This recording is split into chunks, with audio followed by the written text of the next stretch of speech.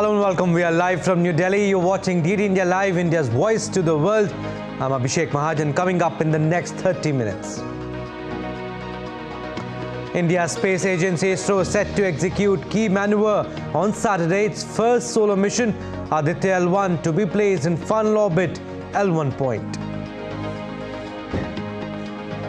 US Supreme Court to hear Trump appeal over Colorado ballot disqualification that ruled him ineligible for state ballot.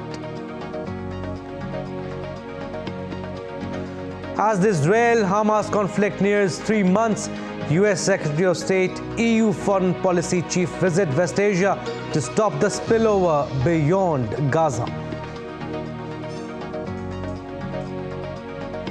And in sports, T20 Cricket World Cup 2024 to begin from June 1st. India face Pakistan on June 9th in New York, final on June 29th.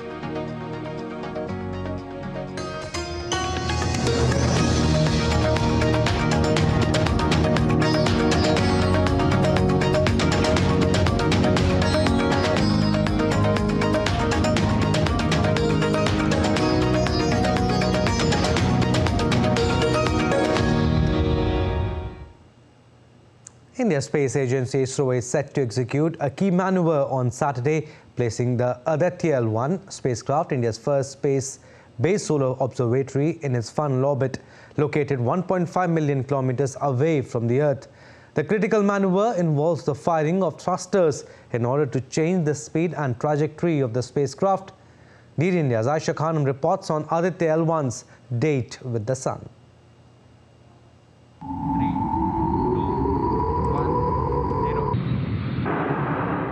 Though the intended L1 point is about 1.5 million kilometers from the Earth, this is just 1% of the total distance between the Earth and the Sun. It is from here Aditya will begin its study of Sun without interruptions. Getting into this orbit is quite challenging, and it is the first time that ISRO is attempting such a maneuver. This maneuver is critical. It involves the firing of thrusters in order to change the speed and trajectory of the spacecraft. If the intended orbit is missed in the first attempt, there would be multiple subsequent corrections and thruster firings required. Since September 18, just 16 days into its journey, Aditya had started collecting scientific data and imaging the Sun. The scientists have so far obtained the first sneak peek into high-energy X-ray of solar flares, full solar disk images, and others. Aditya has 7 scientific payloads, of which the Visible Emission Line Coronagraph, Solar Ultraviolet Imaging Telescope, that is SOOT, Solar Low Energy X-ray Spectrometer, High Energy L1 Orbiting X-ray Spectrometer are designed to directly track the Sun. Already ISRO has provided data from its scientific satellite, whether it is from Chandrayaan 1, 2, 3, Mangalyaan, Astrosat, YouthSat, Meghatropics, such things. I am sure ISRO is going to publish the data which was collected by Aditya-L1 also to the international community as such. So this is for the entire humanity to manage the effects of solar anger, okay, at the global level.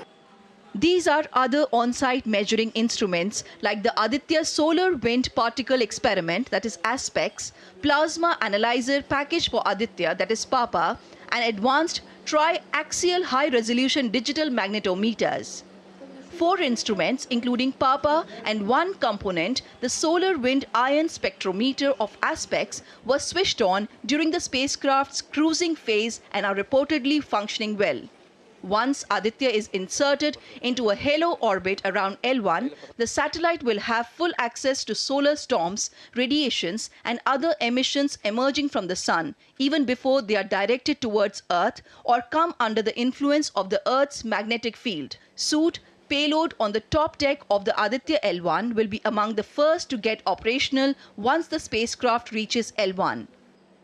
India's ambitious mission Aditya-L1 will reach its final destination on January 6th, and this will be yet another milestone and ISRO adding another feather in its cap.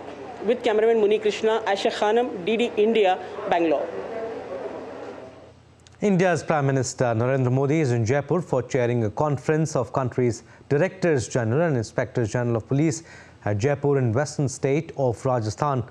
Upon his arrival, the Prime Minister met with lawmakers of the ruling BJP and other party members. DD India's Vishal Barrister reports. Indian Prime Minister Narendra Modi is on a 3-day visit to Jaipur, the capital city of the Indian state of Rajasthan. PM Modi would be participating in the National Conference of Director Generals and Inspector Generals of Police. The 3-day event was inaugurated on Friday by the Indian Home Minister Amit Shah. The conference deliberates on the challenges of safety and security. On his arrival in Jaipur, Prime Minister Narendra Modi addressed the ruling Bharatiya Janata Party lawmakers and office bearers from the state. On the second day of his visit, the Prime Minister will attend the All India Conference of Director Generals and Inspector Generals of Police at the Rajasthan International Centre. India's Home Minister and National Security Advisor will also participate in the deliberations. Security has been tightened throughout the city in view of the high-level meeting. The conference is the culmination of extensive deliberations involving police and intelligence officers from the district to the national levels on identified themes. The 3-day conference of the Director Generals and Inspector Generals of Police have begun here in Jaipur at the Rajasthan International Centre. Home Minister Amit Shah inaugurated the event. Accompanying him was the National Security Advisor Ajit Dobal. Prime Minister Narendra Modi is also reaching Jaipur to attend this event tomorrow and day after. There are many important issues related with safety and security of the country that includes cybersecurity, trans-border terrorism and Naxalism. With cameraman Sanjay Jaina in Jaipur, this is Vishal Barrister for DT India. Moving on, in a swift response, an Indian warship intercepted a hijacked merchant vessel in the Arabian Sea. All 21 crew, including 15 Indians on board a cargo vessel which was hijacked by pirates off the coast of Somalia, have been rescued, the Indian Navy said in a statement on Friday. The Navy's elite marine commandos, or Marcos, conducted sanitization operations in the vessel. The Marcos have confirmed the absence of hijackers. The attempted hijacking was probably abandoned after a warning by the Indian Navy, and the vessel was intercepted. The INS Chennai is in the vicinity of the vessel and rendering support to restore the power generation and propulsion and commence a voyage to next port of call. And in a new diplomatic push to avoid the spillover of Israel-Hamas conflict beyond Gaza, top US and Europe diplomats are visiting the region.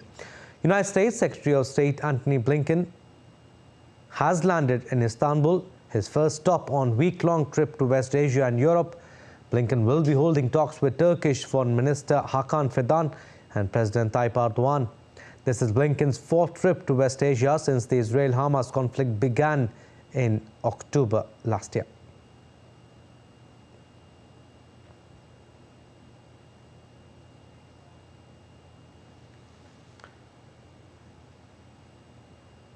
Meanwhile, European Union's Foreign Policy Chief Josep Borrell is visiting Lebanon to explore ways to avoid regional escalation. And the visits come as Israel continues its operation against Hamas. On Saturday, the Israeli Defense Forces said they have operated at a Hamas terrorist quarters and a hotel near the beach in northern Gaza. The IDF said terrorists exploited the hotel, using the place to plan and execute attacks. Multiple weapons, including AK-47s, explosives and drones, were found under the hotel.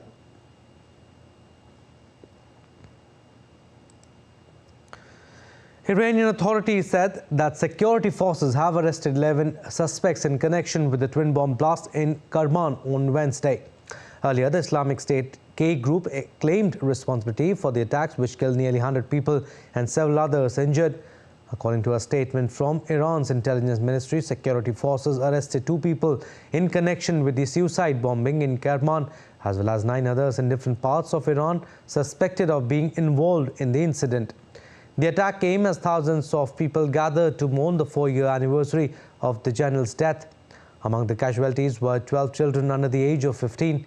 Iran's president and the commander-in-chief of the Islamic Revolutionary Guard Corps vowed revenge during an address at the funeral for the victims of the twin bombings.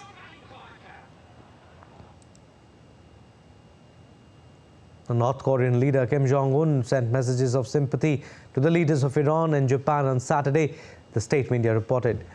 Twin bomb blasts in Iran killed nearly 100 people on Wednesday, while the death toll in Japan's devastating earthquake on New Year's Day is nearing 100.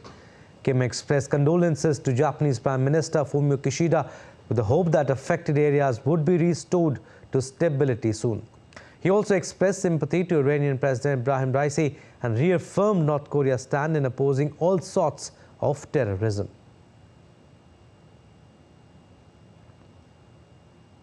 All right, on to Russia-Ukraine conflict. Russian air defense units downed missiles and drones in a series of overnight attacks over the Crimea Peninsula and the western part of the Black Sea on Saturday. Russia said its forces had destroyed 10 incoming missiles over the peninsula. Russia's defense ministry reported the downing of 36 Ukrainian drones over Crimea. The strikes come as Ukraine recently stepped up attacks on Russian targets in and around Crimea.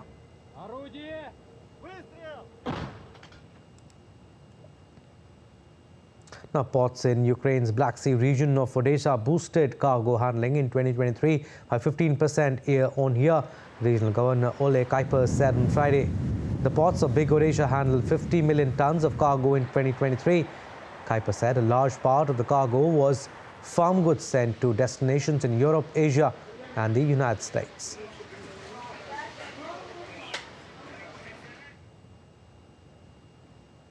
Now, the United States Supreme Court agreed to hear former President Donald Trump's appeal of Colorado ballot disqualification on Friday.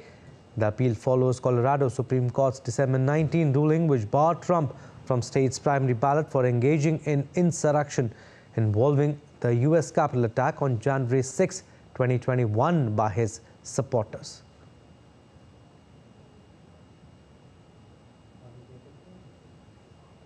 All I want is fair. I fought really hard to get 3 very, very good people, and they're great people, very smart people, and I just hope that they're going to be fair because, you know, the other side plays the ref.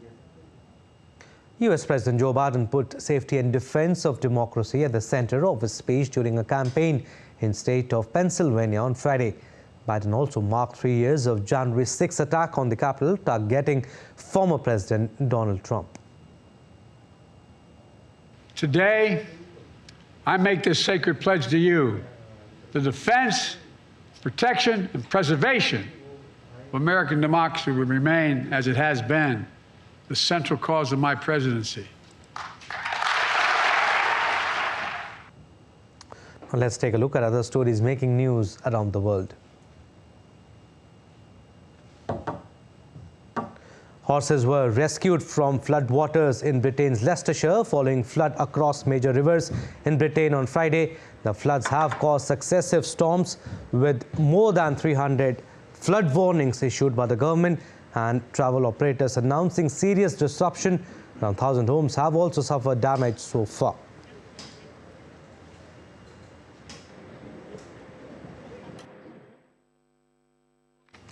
Bolivia announced its largest ever cocaine seizure on Friday, valuing $224 million. According to the Bolivian president, roughly 8.8 metric tons of cocaine has been seized. The drugs were hidden in wooden flooring materials found in a truck and were likely destined to the Netherlands, where their value would increase to $526 million. According to the officials, the operation also included the arrest of 4 suspected drug traffickers. Thousands of children lined up in the main boulevard of central Madrid on Friday, waiting with bags to receive sweets during the annual Epiphany parade. Flanked by dancers, musicians and performers, 3 wise men parades traditionally take place all over the country on January 5th to mark the eve of the Epiphany.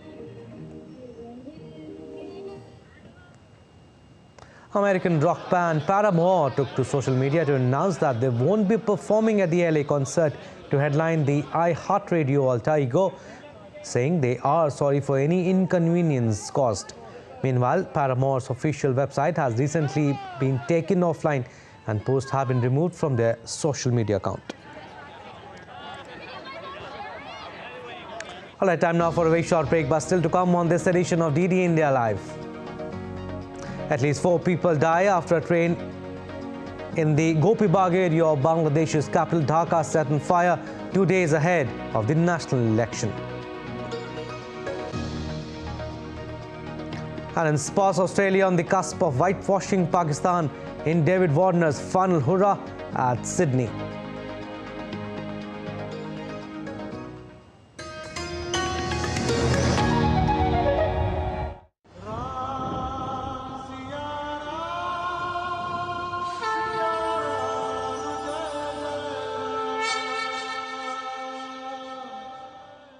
We bring to you the legendary city of Ayodhya and tell you what makes Ayodhya everything that has got to do with the land of Lord Ram. यहाँ रग रग में हर जगह राम ही है। सनातन धर्म के लिए तो गौरव की बात है। कण कण में भी भगवान राम की सत्ता का एहसास हमें होता है यदि हम लोग ध्यान से उसका अवलोकन करें। आज भी होता है। This is 10th century old Hanumangari temple.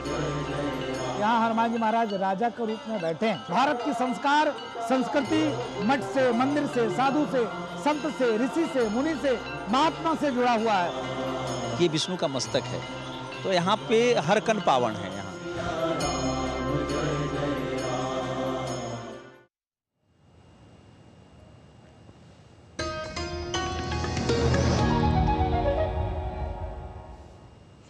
Welcome back. You're watching DD India Live. I'm Abhishek Mahajan. Some more stories.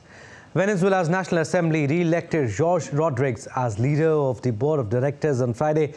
The opposition National Assembly extended the functions of a committee it had appointed to govern the country's foreign assets since it voted to remove interim President Juan Guaido in 2022. Venezuela's assets held abroad include bank accounts, gold held in the Bank of England, and oil refiner Citgo Petroleum. The new year took a surprising turn for a Haitian migrant stranded in Mexico as he found himself employed as one of 3 wise men during a fair. John Dixon has been waiting to go to the US, but paperwork has caused much delay. Due to language barrier and racism, finding a job has been a problem for the young man.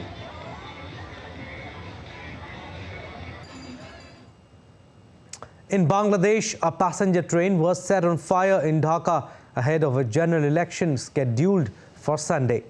The incident took place on Friday. Firefighters put out the blaze in the capital before the charred remains of the train were removed. As per the reports, at least 4 people died aboard the intercity train. The general election is scheduled for Sunday, January 7th, and is expected to be won by the ruling Awami League led by Sheikh Hasina, who is seeking a 4th term in office and 5th overall, despite the country's ongoing economic crisis. Cold to severe cold day conditions will continue to prevail at several places in North India. Places like Delhi, Haryana and Chandigarh record temperatures less than the normal. The maximum temperature in Delhi was recorded at 14 degrees Celsius, which is 4 degrees less than the normal temperature in the region. The India Met Department has also issued warning of dense fog in various cities of North India.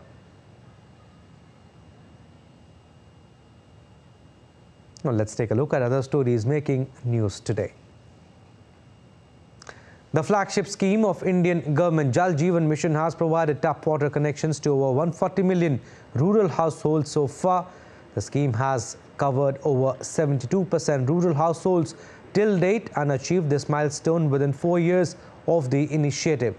Jal Jeevan Mission is envisioned to provide safe and adequate drinking water through individual household tap connections by 2024 to all the households in rural India.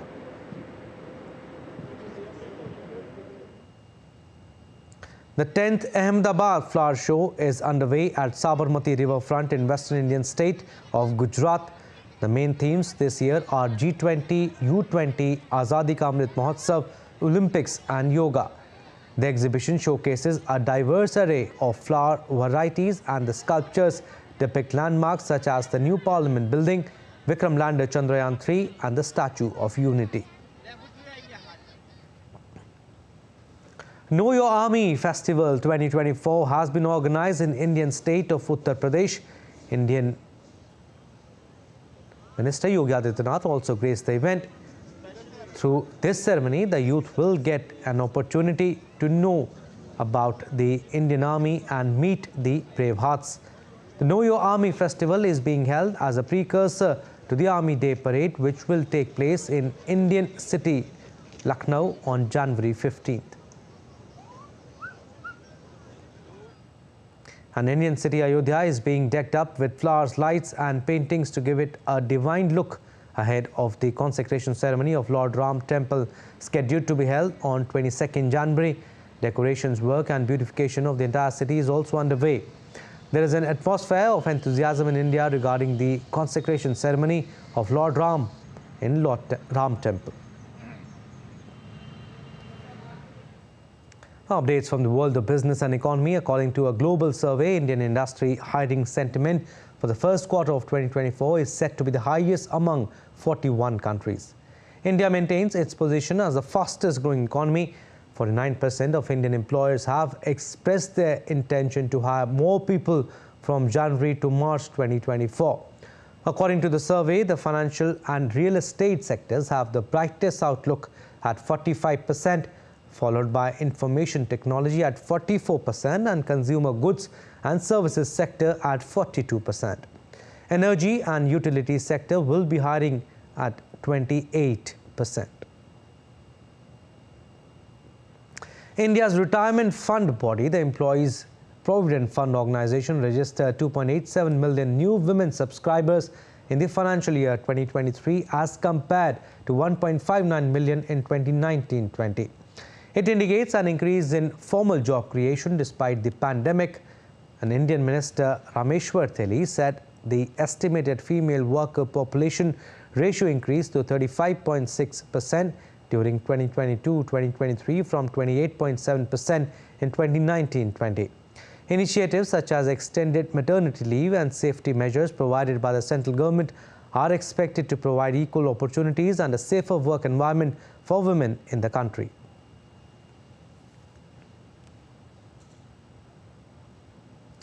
The Reserve Bank of India on Friday auctioned government bonds worth $4.1 billion. The auction was conducted using uniform price method for 7.32% government security 2030, 7.18% government security 2037 and multiple price method for 7.25% government security 2063. Reserve Bank of India has asked both competitive and non-competitive bids for the auction, and they were submitted in electronic format on the Reserve Bank of India Core Banking Solutions system.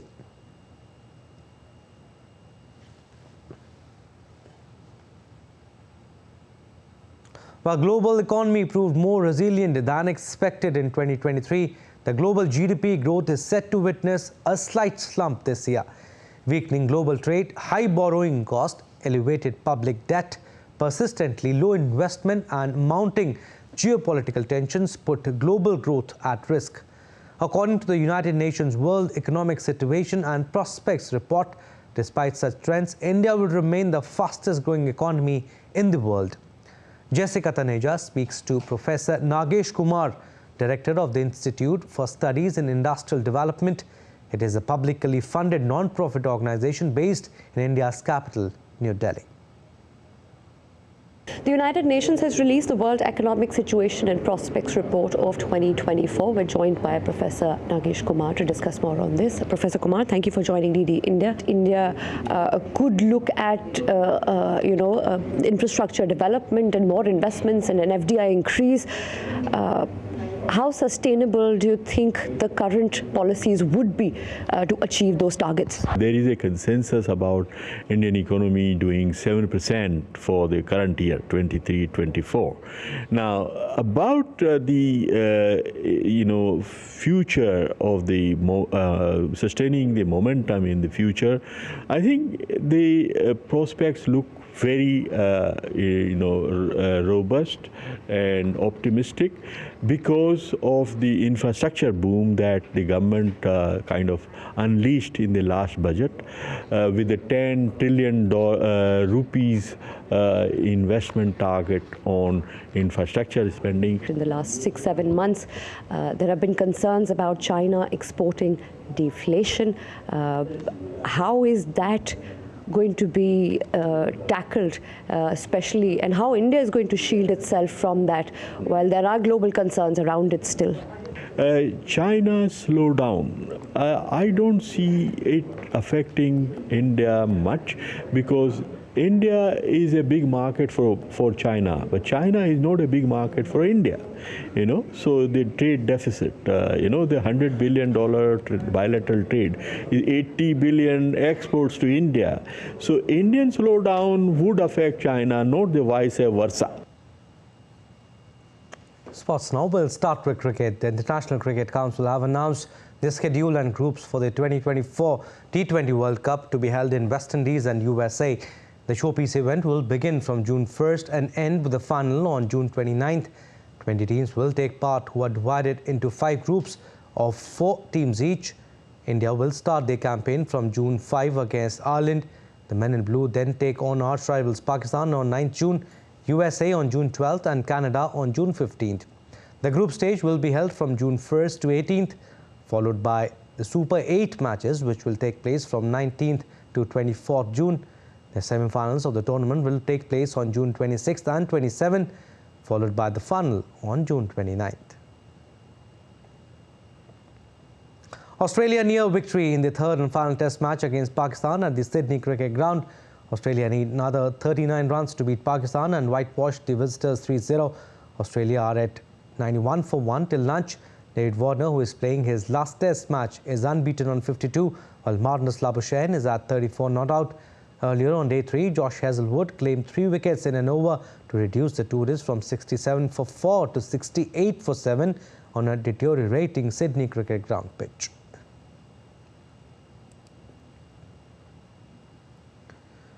Now, revelers brought joy and cheer to Upper Manhattan on Friday as the annual Three Kings Day Parade commenced to mark the Epiphany. Organized by El Museo del Barrio, the parade is now in its 47th year. It featured musical performances, dancers and giant puppets of the Three Kings. People dressed as the 3 wise men walked at the parade's end, followed by 3 live camels.